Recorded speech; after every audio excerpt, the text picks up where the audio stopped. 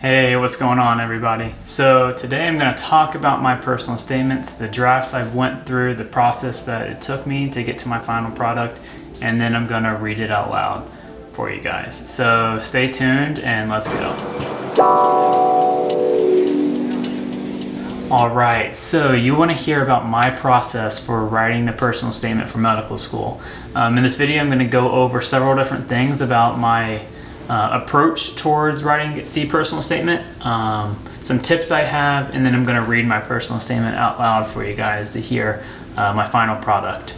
So I know in the last video I talked about how I took 18 different drafts for me to come up with my final product, but when I was actually preparing for this video, I found out that I actually wrote 24 drafts to come up with my final product for medical school.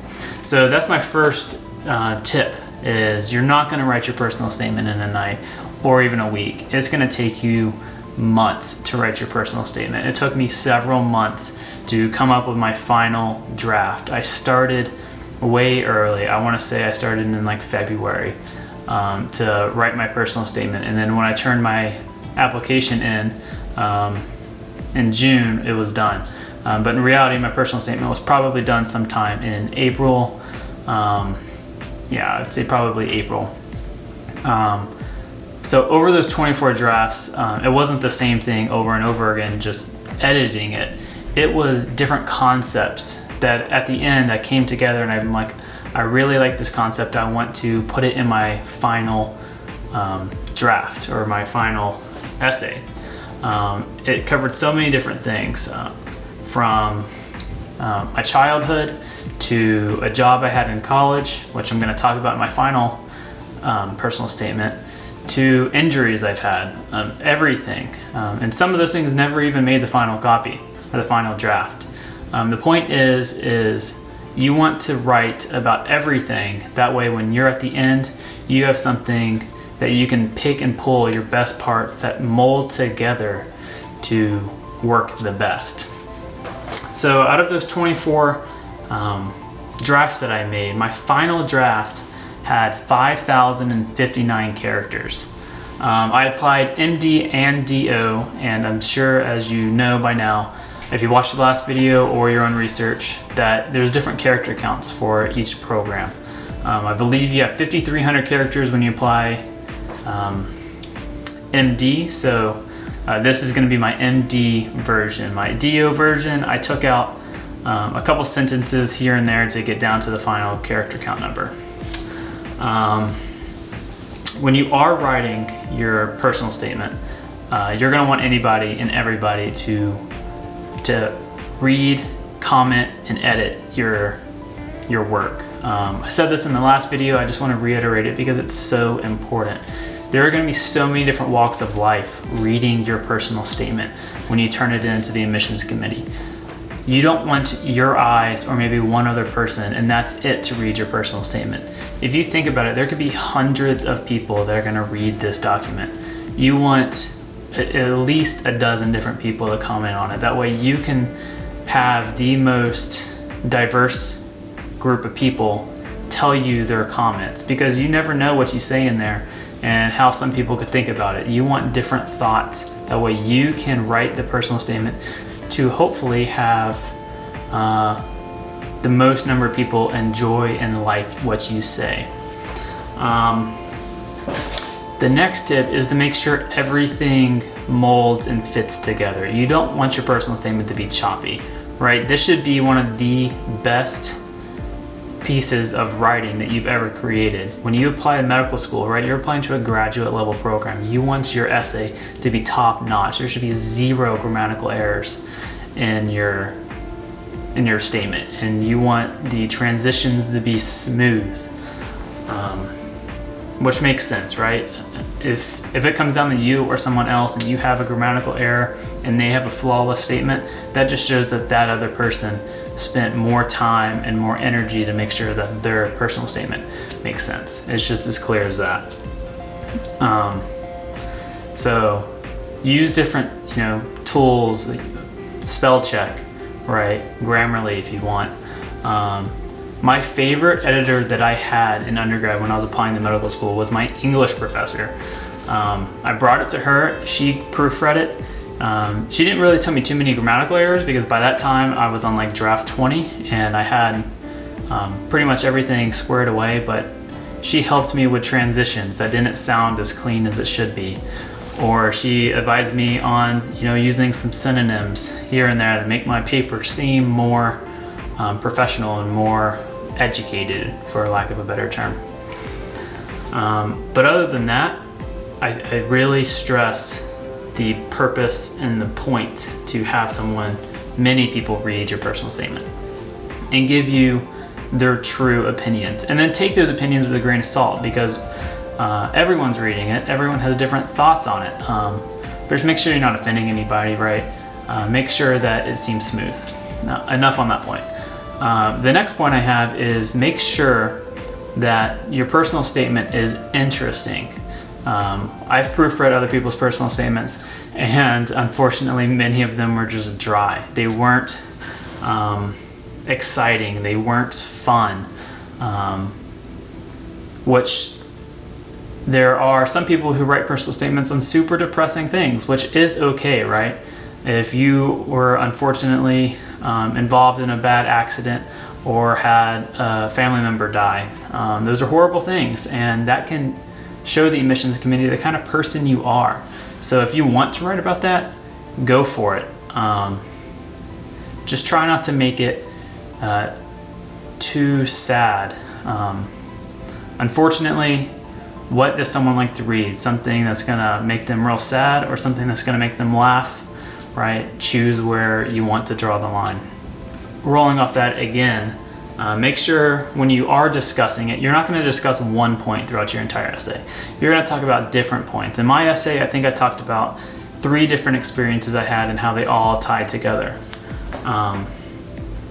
That way you can kind of cast a wide net, pull things from your application together to make them seem cohesive and tie the string between 2 things to show how they are connected. Because a personal statement, I said this in the last video, I completely agree with it. It's like the ribbon that ties the whole package together. So I think that's my spiel. That's all I got for this. I may come up with something by the end of this video, but let me just get down to it and read the personal statement for you. So this was the personal statement I used to apply the MD programs during the junior summer going into the senior year while in undergrad.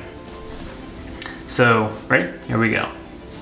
Rescue Task Force, bulletproof vest, active shooter situations, and chest decompression needles are what an EMT intern deals with. Studying terrorist attacks, bomb recipes, and school shootings are what an EMT intern is assigned to do. FBI and Homeland Security briefings pertaining to ISIS and current threats to hospitals are what an EMT intern participates in. I grew up in a family of police officers, and I expected to follow in their footsteps. The medical field was uncharted, therefore I think it is fair to say I have not always wanted to become a doctor. The truth is, I did not have any interest in medicine until I watched the TV series Lost in high school. Dr. Jack Shepard, the protagonist's spinal surgeon, sparked my interest. I would watch and rewatch scenes in which he was performing anything medically related. Naturally, as anyone with a question nowadays, I Googled how to become Dr. Jack Shepard, and that's where my adventure towards medicine began. When I finished the series, my newfound interest led me to enroll in an EMT course. At the time, I was 18 years old and in the senior year of my high school. The class was the most challenging I have ever taken. I was always the youngest person in the room. We had class 1 day a week on Saturdays from 8 a.m. to 5 p.m. While many of my friends wanted to get together on Friday nights, I was perfectly content meeting with a study group to review the effects of EpiPens on the alpha and beta adrenergic receptors of the cardiovascular and respiratory system. Once fully enrolled in college, I took my knowledge and applied for an internship at the Dayton Fire Department Metropolitan Medical Response System. A small office, which I believe which I still believe was designed to function as a broom closet, was assigned to me to work on my various projects.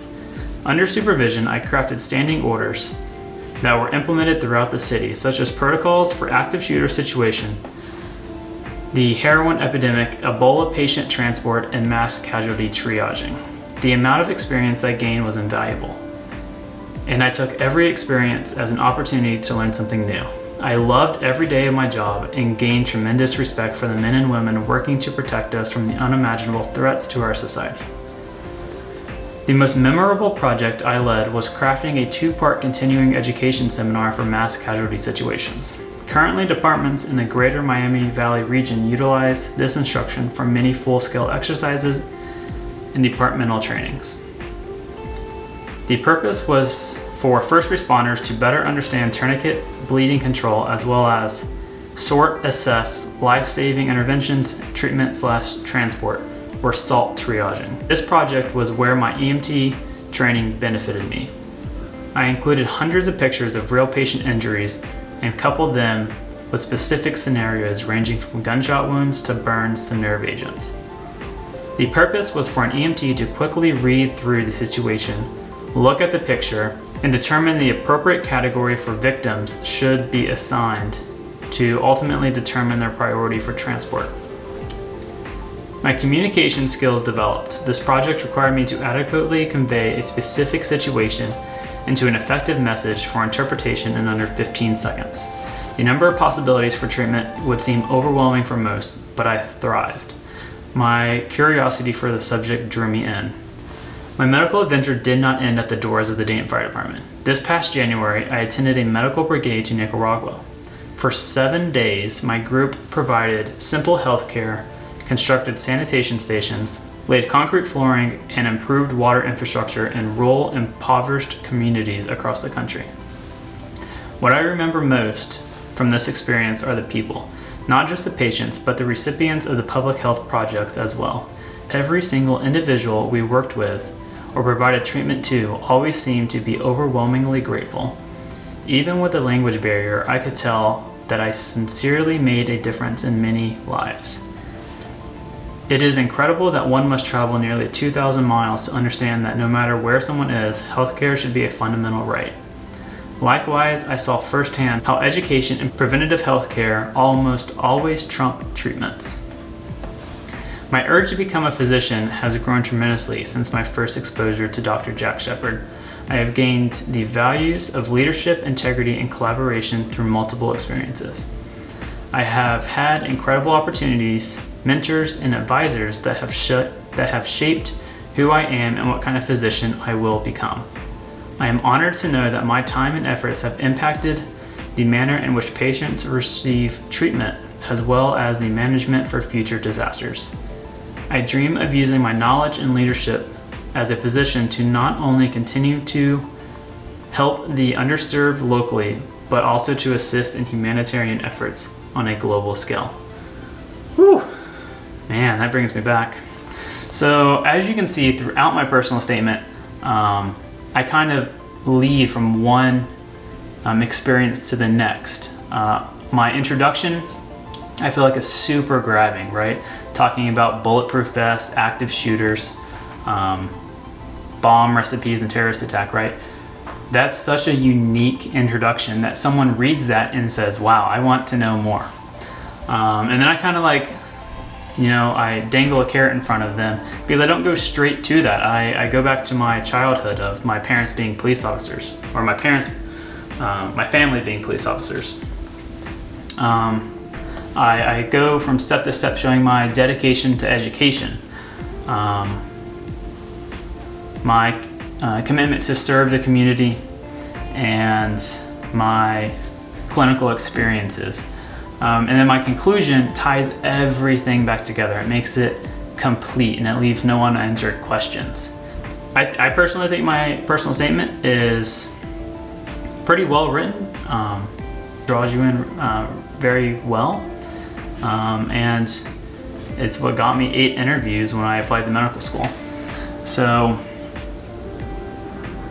obviously my experiences are much different than your experiences, but if you can take your your life story basically, and take the interesting parts, take the most impactful parts, and write something that is appealing to the masses, right?